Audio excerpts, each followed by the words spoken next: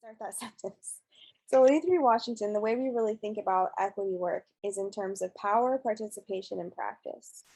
So we're always having these internal conversations and thinking about power and how it shows up, how we can wield it, and how we can make impacts with our power, and how we can really move toward um, a social situation where we're all able to really access our power and agency, and then use that to work together for good. And so, really, for us, switching over to the third word, this work is a practice. It's not something where we ever get to the end of it. And it's not something where we started at a specific point either. Rather, it's an opportunity for us to stay in the mindset of being critical of our work and our ways of being, and to always move in a sense of, gentle accountability, and gentle, what's the word I'm looking for? Um, Oh, it's this phrase, Derek used it. He says, you want to go as fast as you can, but not faster than that. And keeping in mind the gentle speed that you need to go in order to have sustainability. And so, really, this is a practice. It's something that we're doing all the time. We're getting better at as we continue to do it, and we continue to grow with feedback and also our own interpersonal critical feedback sessions as well. And at the crux of this really is participation. So, how can we create a situation where there's full participation by all of the stakeholders that want to participate? And so, we found that this really exists in sharing and being reciprocal. And I'll get a little bit more into that as we move forward. So, before we do that, a little bit about myself. This is a photo in which I'm looking real sassy, which is fun. And I do have a master's in education. I got it from the UEE Urban Environmental Education Master's Program at Antioch University, way back in the day, before the COVID times. And actually, that master's degree program is part of how I got connected with E3 Washington. At the time, E3 Washington was really looking at how could they bring in more youth voice and bring in more diverse people into positions of power, and being able to wield that power to represent for their communities, and then also to then share that power with other folks who might still not be represented. And so I really think of my joining of the board as something that was really growing and edifying for both of us. I was really young at the time, and yet that was something that the board chose to see as an asset, which is not always something that happens, especially in our field. That's not to say that elders don't have really important wisdom, but it is to say that youth know a lot more than sometimes adults are able to give them credit for. And so, really, it's because of the board thinking about these things and wondering, how can we move forward? How can we continue the work of being equitable in our practices? That's the core reason as to why I even joined this group of people. And then later on, there came a time when Susan, who's here next to, almost on the far right, next to the person in the red shirt, that's Susan Carlson. She's the previous board president. And when she stepped down, there was sort of this open space. And then Catherine Kurtz, who's here in the blue sweater next to Susan, she said, Sylvia, I think you or Derek should maybe consider throwing in your names. And this is not something I never would have considered if she hadn't have said something to me. And my point in telling these stories is really to illustrate kind of the snowball effect that these mindsets can have when we start to operate you don't have to constantly be critical, but consistently being critical of how we're showing up and considering how we can grow and how we can move forward. We start to make decisions that can change the entire course of organizations. And I think that's what's happened here at E3 Washington. Um, so Derek and I became the co-presidents. I also like to call it co-chair. Um, Semantics, whatever. And that was in 2019. And since that time, one of our major goals that we have worked on is implementing this continuum on becoming an anti-racist multicultural organization. Now I'm gonna stop really quick. I'm gonna see my notes because I want to give you this resource. I'm gonna paste in the chat a link to this continuum so you can open it up on your computer if you want to. Because I know sometimes it's gonna be hard to see. All right, are you seeing the screen in present mode now?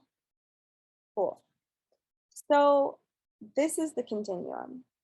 And this continuum has basically been kind of the basis of our guiding light for our work. I'll tell you a little bit about our process in terms of a story. In case you haven't told, I really love storytelling. So back at this board retreat, which by the way, can anybody guess the location on this photo? I know we got lots of Washington State EE folks in here. What do y'all think? Can you guess? I'm gonna guess Lake Diablo, but yeah, maybe so you're not. getting close. And Close. and so, okay, we're seeing Cedar River watershed, nice, which does feed into Lake Diablo, right? Yes, awesome. And so this is the Cedar River Watershed Environmental Education Center. And we had a board retreat here, again, way back in the before times when we didn't have to wear masks. And we all sat on rocks outside, and I handed out copies of this piece of paper. Back before we did everything on PDF, we actually had real pieces of paper. And I asked the board members if they would look at this continuum and just use it as kind of an evaluation tool. And so everybody went through and highlighted or circled some of the things that we felt were showing up in our org. Some of those things were from column 2 or column 3, and a couple of those things were even from column 4 and column 5. So when we did this activity together, it's not like we were saying, okay, we're a number 3. We are a symbolic change organization. But rather we were looking at where are the different pieces that are showing up in this column, showing up in our organization and our work. Maybe in our communications department, we're kind of hanging out in a passive section or passive area, but perhaps in some of our programs, we're actually showing up in an identity change area. And I think this is something that can often show up at organizations that can sometimes feel like it can get in the way of the work of creating change, is that you don't know where the heck to start because there's just so much that can be done. And I think it's important to remember when you're in that kind of a situation, there is a lot that can be done, especially if you're finding yourself highlighting a lot in the 2 and 3 column.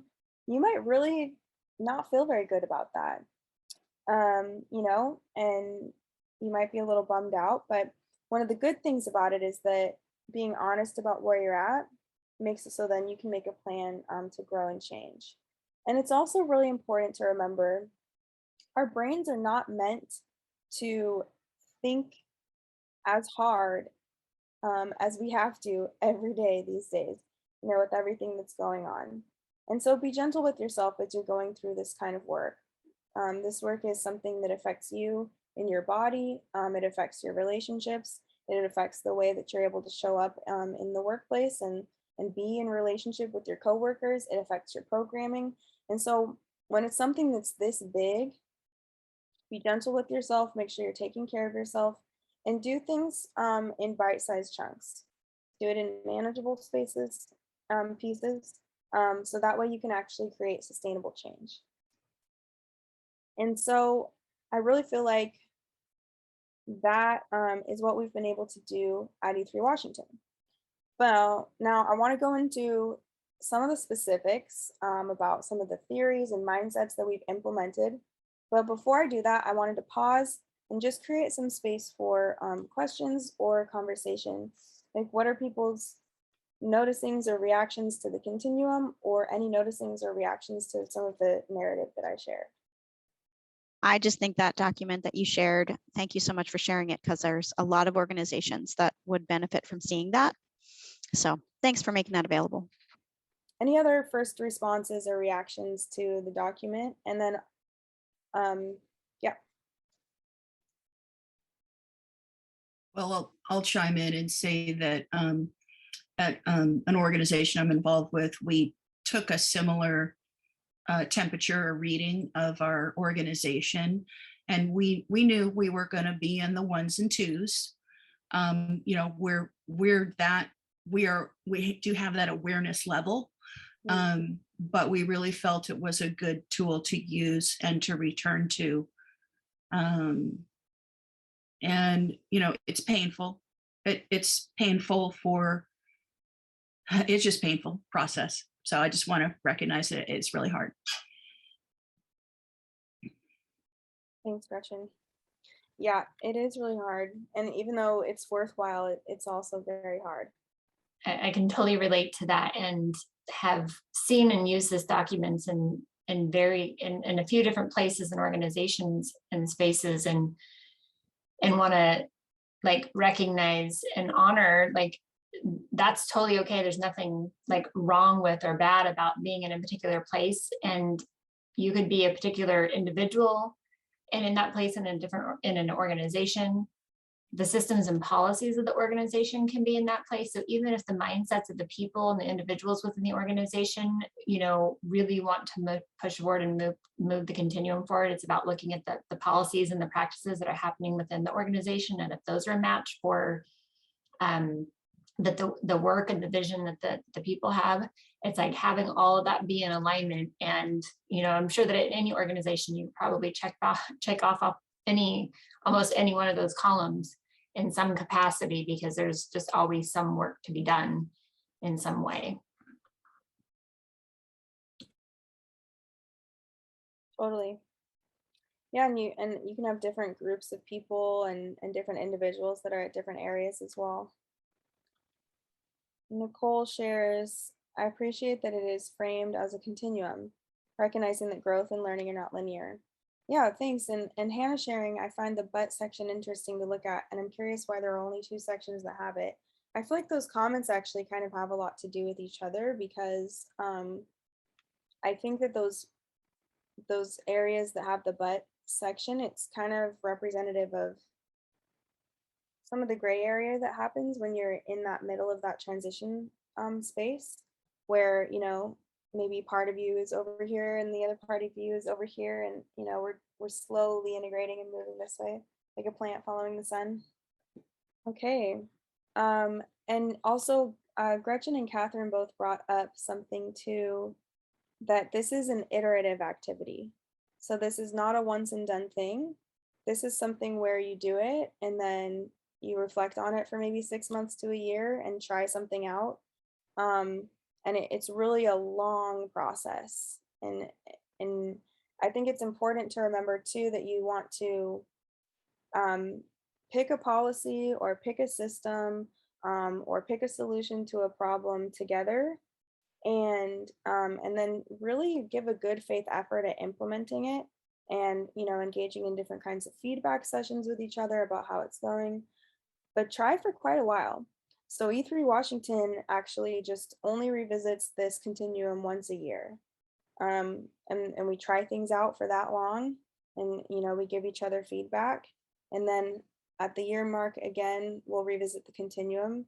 And I think also that helps with sustainability too, because like Gretchen said, this stuff is really hard and you can really kind of only hold so much of it emotionally, and everybody has their different kind of like levels of resilience for holding that kind of thing as well.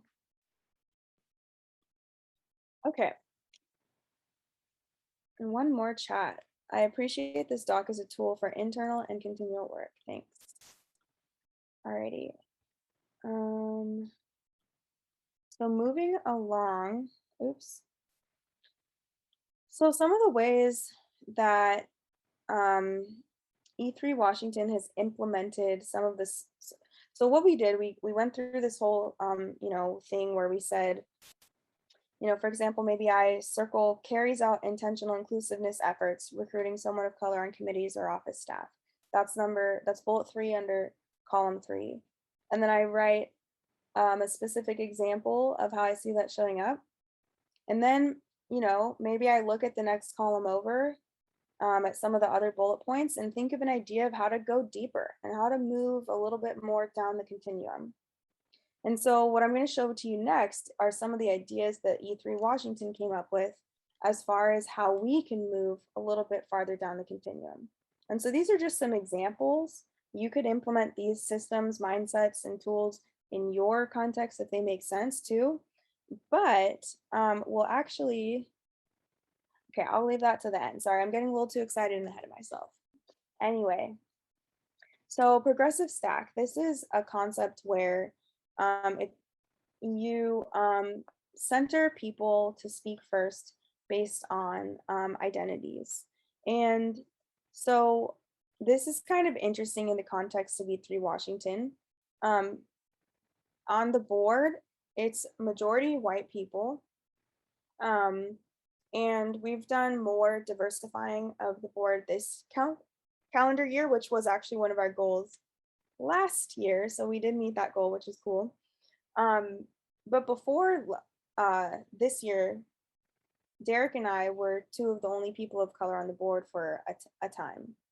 And so it was funny because we actually held a position of hierarchical authority, traditionally. But then there was the racial dynamic with the other folks. And so it was funny figuring out how to do progressive stack because we were like, what do we prioritize here?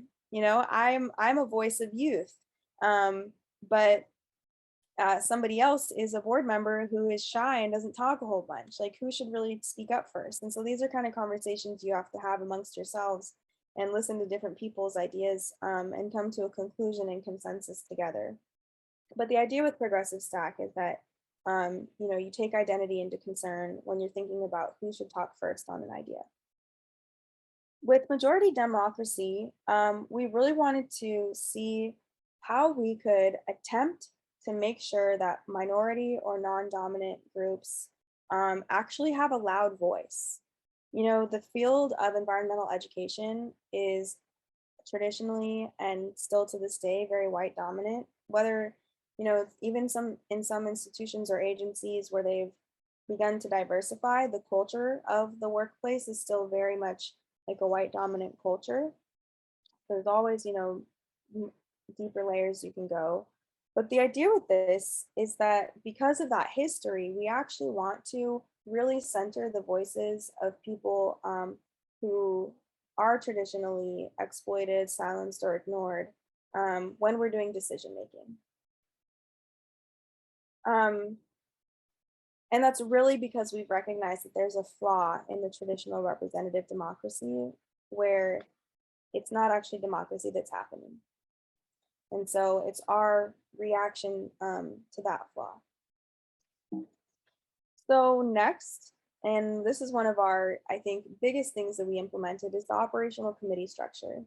So when I joined the board, it was really a structure where it was all the board members doing all the work together all the time, which was good for some reasons, such as consensus, but it actually ended up making it so that like 1 or 2 people were doing a lot of the work and everyone else was kind of not doing a whole lot. And then those people were also not that activated or committed.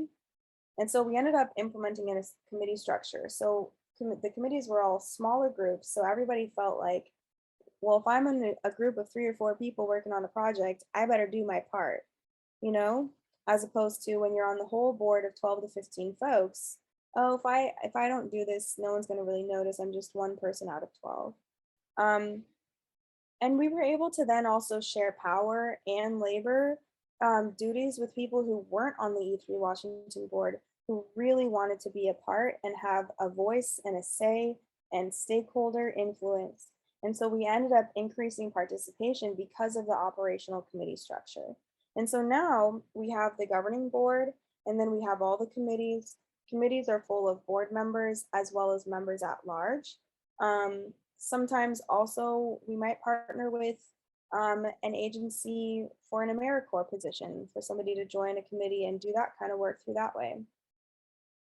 And this really has allowed us to share the power and share the labor throughout the entire state, because in this way, what we're doing is we're saying, yeah, if you have an interest and a desire and you feel like you're a stakeholder, you sure as heck should be on the committee, and you should use your voice, and you should say something that you feel like matters. And so really making sure that people feel like their voices matter and are included. And then just a couple of more thoughts on democracy.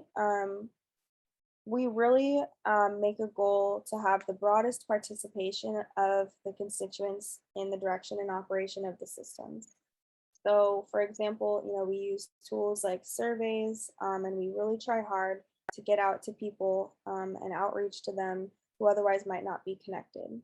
Something we're working on right now is potentially having even an equity ambassador program where we can pay people to actually go out, and it's their job to connect with the folks who are doing EE work, who might not otherwise have the time, capacity, whatever, or maybe they don't feel included because this is a historically white-led organization or whatever reason, to try to outreach to them. So funding pending, we'll see. Yeah, and then this is just an example. We really want, we want more people than not to be a part of what we do. And that really has effects in the culture of the board too. For example, if one committee finds a grant that's really exciting, they might write up a draft of an application and then send it out to the entire board. And lots of people will comment their edits and suggestions on the document. And so it's been really cool to watch over the last 3 years of my co-chairship to see the ways that these mindsets are becoming embodied. And it has a snowball effect on even the littlest ways that we interact with each other.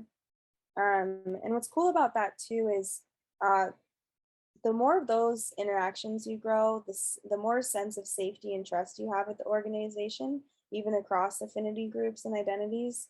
And then the more trust you have, the more you're really able to accomplish more work. And that resilience for how much emotional labor you can actually handle gets bigger when you have those safe feeling connections, which is cool. And I can follow up with some brain science to back that claim up if you're interested. I'm very into research right now.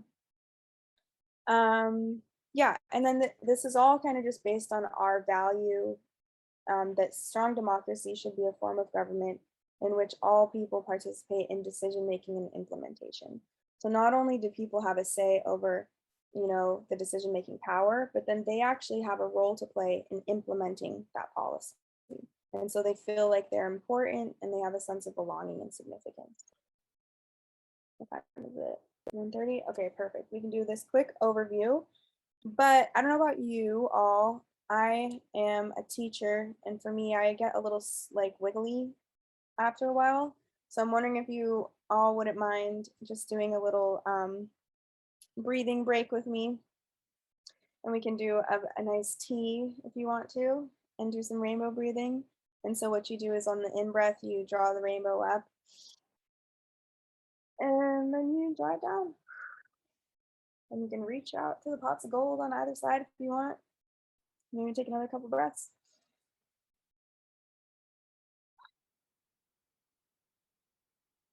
I do one more.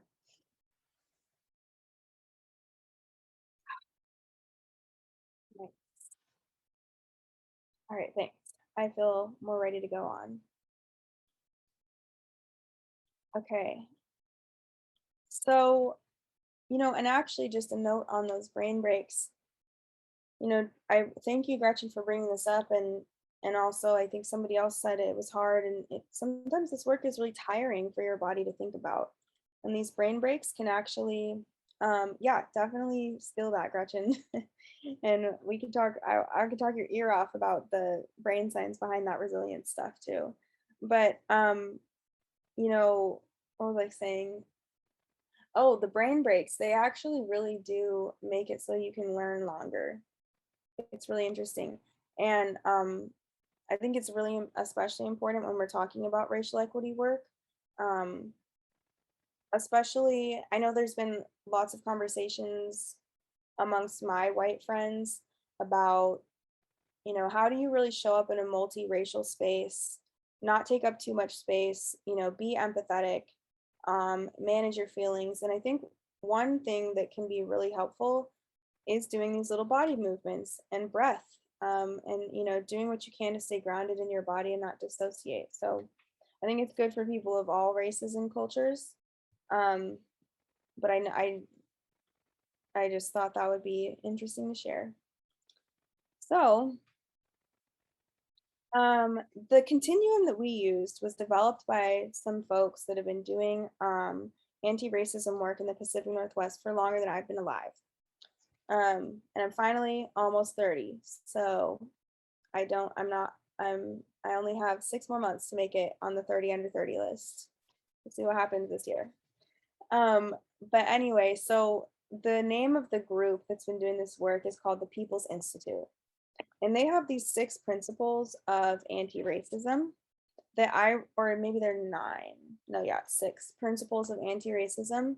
And I just find them so helpful. And so I like to share them as a resource when I do this workshop so that you all can take them with you. And then also so that you know where E3 is thinking and mindset is coming from as far as this work goes. So the first is that racism is not about individual deficiencies, but it is a social construction biased in favor of people who have over generations come to be called white. So what that means is that it's really less about the interpersonal experiences, although that is part of it, but really about an entire social system. And so it's bigger than just a microaggression.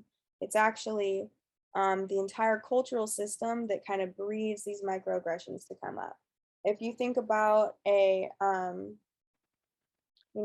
nature metaphor, whatever gets nurtured in the biosphere is what's gonna grow. So if you have a land and an atmosphere that's really great for a certain kind of plant, that's the plant that's going to grow. And so these like little things like microaggressions, they pop up just like mushrooms because it's a fertile ground for them to pop up on. And so what you want to think about is how can we actually get our hands in the dirt, look at what are the nutrients that are showing up that's feeding these kinds of ways that we interact with each other, and how can we step in and heal that, disrupt it, heal it, and plant something different together. Because as we in environmental education know, soil can always be healed. So the second one is that the foundation of American society is rooted in a belief in the perceived superiority of white people.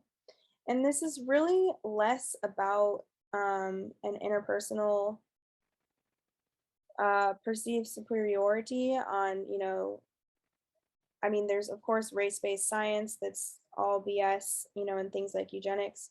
But a lot of that are actually stories that got institutionalized and told in order to reinforce an economic system of power and resources for the few and the exploitation of the many.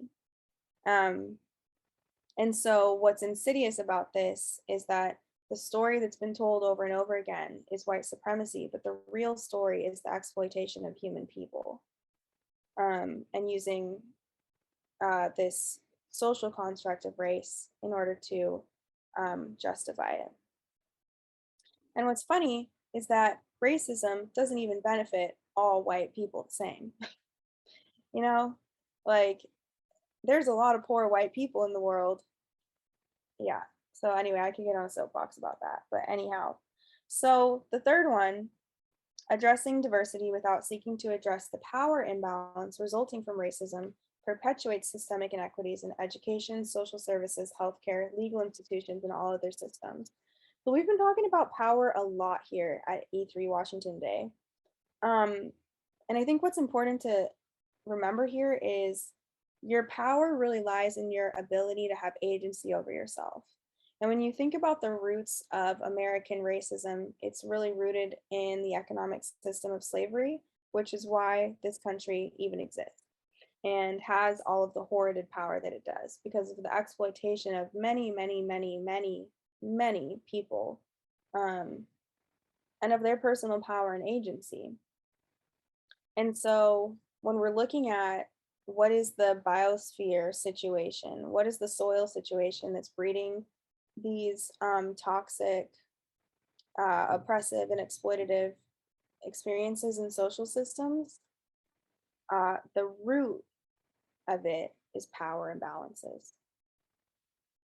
And you can think about this too, like when you're thinking about big ag and you have an entire field of corn, it's not sustainable, right? But when we have a biodiverse forest, it's sustainable because the power and the labor is shared amongst all of the different plants who all have different roles.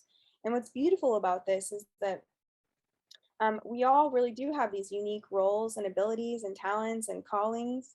And the more we're able to create these spaces where power is shared equitably, we can actually show up in our fullness better, which is really cool.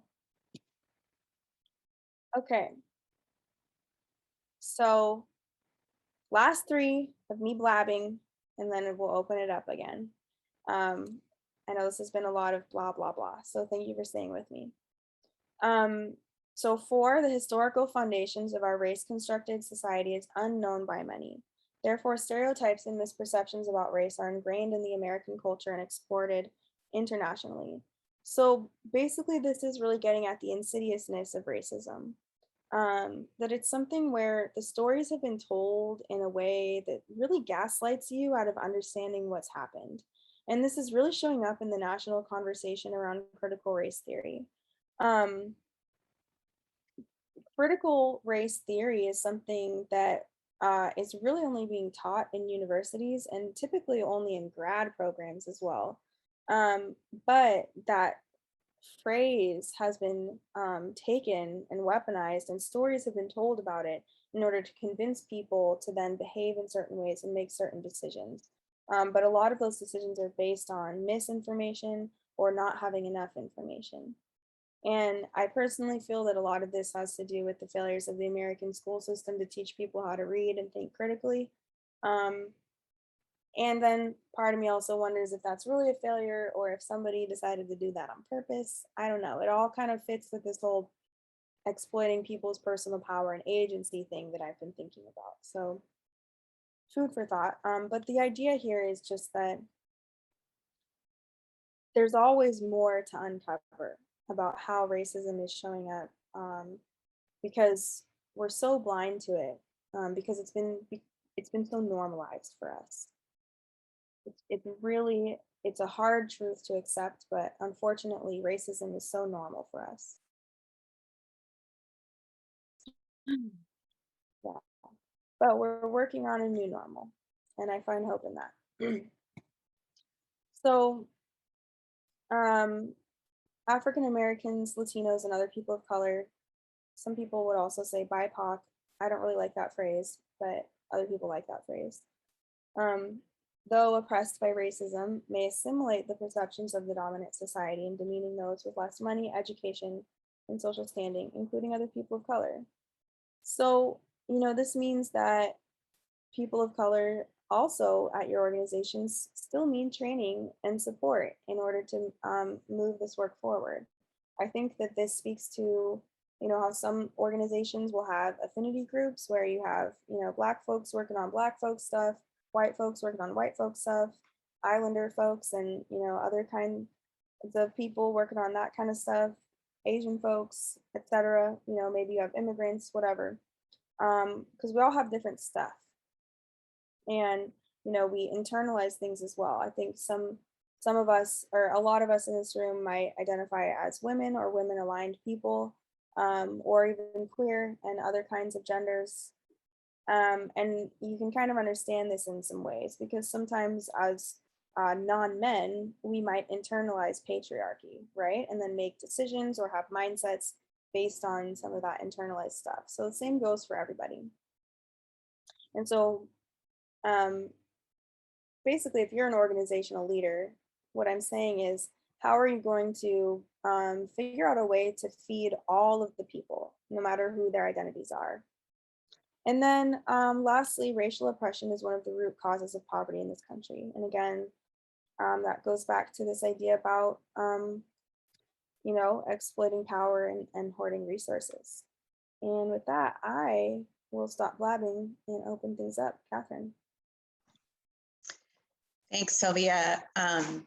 I appreciate that overview. One of the things that I was struck by in the Jedi work that we're doing as a small organization, when we've talked about how do we support people in affinity groups, you know, once we bring on people from marginalized communities, how do we support them with an affinity group when they're the only one in the organization that represents that affinity group? And this is something that we really would love for E3 to have conversations about, because I think E3 could support affinity groups, and then our individual and individuals from other groups where they may be the only one can have a support network that can allow all of us to move that work forward. Thank you, Catherine. And so Catherine basically just started off, and I would really love to invite other conversation about what people are hungry for and how the E3 Washington equity work can really serve you in your context. I've kind of stumbled upon and been digging really deep into the community-centric fundraising movement. And what you're talking about is exactly the sort of thing that I think they are working on in the context. The overarching thing is fundraising, but it really is about, you know, being more community-centric and putting marginalized people forward in all of the work that nonprofits in general are doing. And so I would love to see some similar approaches through E3. Absolutely. It doesn't have to be identical, of course. I mean, it needs to be created organically by the folks that are a part of this community. But it's nice to see that kind of work being done. And it's really nice to have some tangible guidance, you know, as well as just chances to interact with people in different capacities. So their Slack group is kind of mind-blowing, but that's been a place where I've been able to connect with a lot of people, and I appreciate that. This conversation just reminds me of how varied different organizations have with training, and although varying is good, I keep thinking of like, well, what is a baseline that that E3 Washington can provide to people that's accessible, so that at least there's some training happening, because it's such a broad range of how much training, or if they're getting training at all. So those are my thoughts. Well, Hannah, since you mention it, maybe I should share what I'm so excited about. Let me find the link really quick. So the next workshop that we are putting on is a preview of the program that E3 Washington is launching in January, which I put the link to the Eventbrite in the chat. And it's actually a 6-month interactive workshop experience for basically to do exactly what Hannah just said, kind of create a baseline learning experience for EE providers in Washington State. And what's cool is that you will actually have an opportunity to privately, like anonymously, just privately with yourself, actually do the organizational assessment on your organization, and then talk amongst other people who join from your organization about how to implement changes. So it's very actionable, and it'll also be an opportunity to learn mindsets, gain skills and tools as well.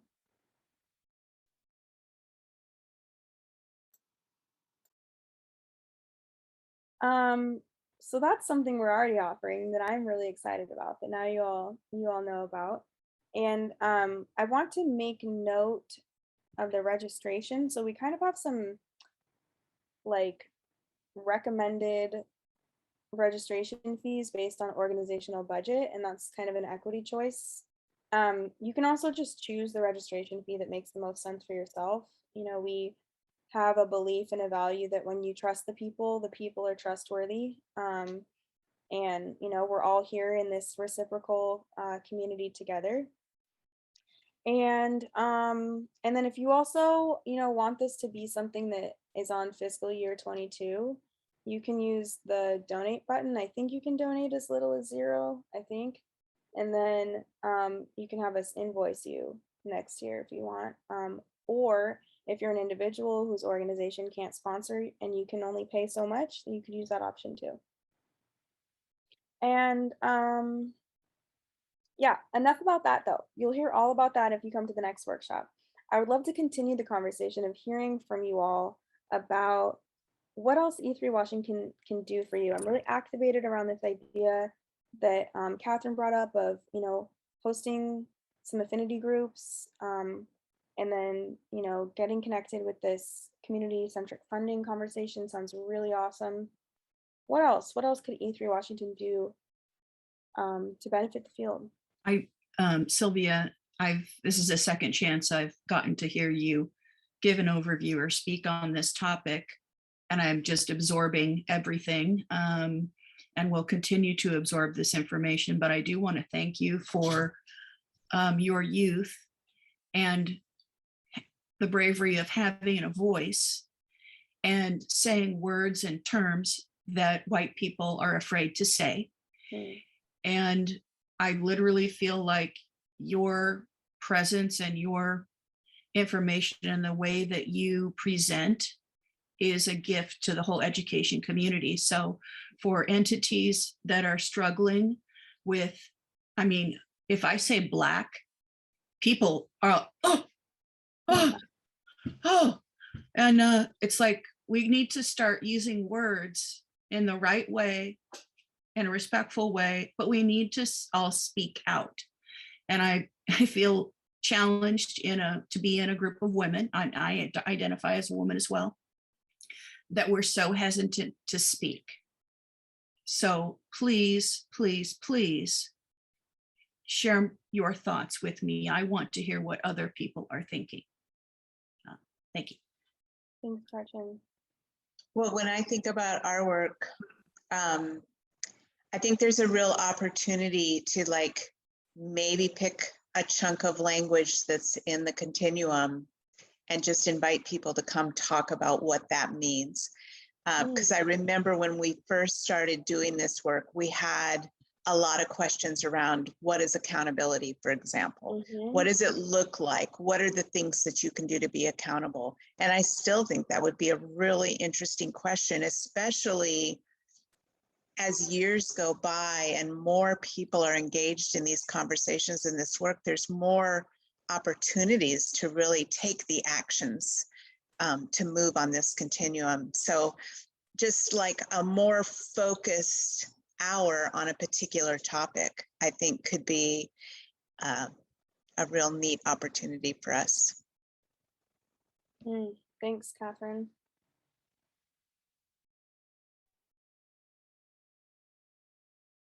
I think that more opportunities and more in different groupings to talk very openly about things is great. And I know that we're working in some restrictions with COVID.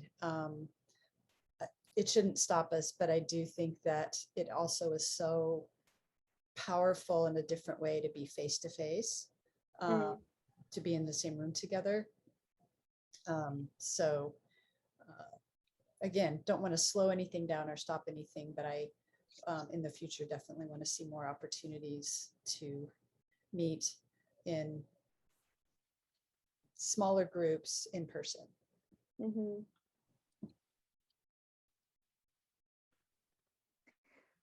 I know that you are going to be talking about it at length in the next presentation. And I just want to say that what you have created and what you are going to be offering is what's needed. It's a space, a container for us to grow together and learn together and do this work together. I mean, that's the most important thing that's needed, and you're already doing it. How do we invite the people that avoid these types of conversations into this space effectively? I have no answer for that, but that's kind of the question that I have. If E3 has a way to support broadening the audience for this kind of work. Mm-hmm. Yeah, I think it depends. When I think about people who avoid this conversation, I think about people who avoid it because they're uncomfortable, and that's scary. And then I think about people who avoid it because they are committed to avoiding it. I personally don't have the capacity to work with people who are committed to avoiding it. That's not my ministry. It doesn't mean that it's not E3 Washington's ministry, but it's not something that I personally put a whole lot of thought into. I would be supportive if other folks wanted to work on that as, you know, a project of E3 Washington. But I probably wouldn't involve myself just because it's not good for my emotional sustainability to be able to have the impact that I'm able to in other spaces. When I think about people who are avoiding it because they're uncomfortable and it's scary, I think it really comes down to scaffolding. So I don't know how many of you have, you know, learned fundamentals of education. That was a little love note passed to Janice, who is advocating for that to be taught in EE. But anyway, you know, scaffolding is really, really important. And you know, what I was talking about earlier too, that sometimes these conversations can actually just feel really uncomfortable in our body. That's a normal human survival response to something stressful happening. And that is a good thing that your body does that, because it's what keeps you alive.